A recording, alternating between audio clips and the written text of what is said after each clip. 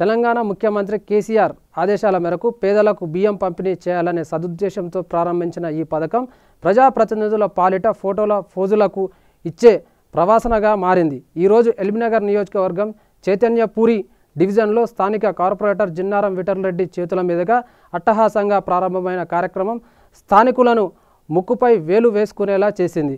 సామాజిక దూరం పాటించాలంటూ ప్రభుత్వ అధికారులు నెత్తి నోరు కొట్టుకొని చెబుతున్నా దానిని ప్రజల్లోకి తీసుకెళ్లి ఆదర్శంగా నిలవాల్సిన కార్పొరేటర్ సామాజిక దూరం పాటించకుండా 300 మందిని ఒకే దగ్గర గుంపుగా గుమిగూడేలా చేసి కేవలం 20 మందికి నామమాత్రంగా పంపిణీ చేసి చేతులు దులుపుకొని మమా అనిపించారు.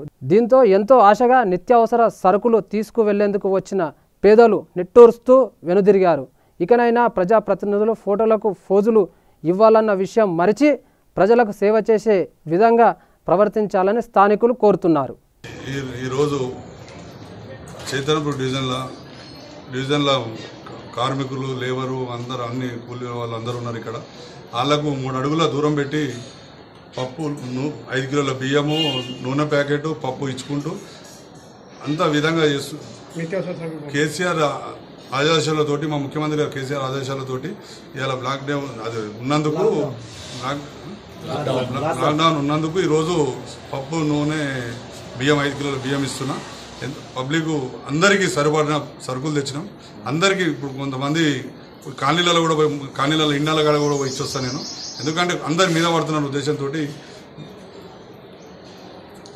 కాలనీ వైజ్గా అందరిని పిలిచి ప్రతి కాలనీ తీసుకుపోయి అందరికీ ఇచ్చే బాధ్యత తీసుకుందాం. ఎందుకంటే ముఖ్యమంత్రి ఆదేశాలతోటి అందరు ఎక్కడి నుంచో వచ్చిన బతికిన వాళ్ళు ఉన్నారు ఇక్కడ.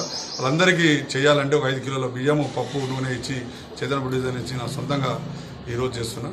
ఏదైనా ఉన్నా కూడా అందరికీ అందుతట్టుగా చూస్తానని కోరుకుంటున్నాను.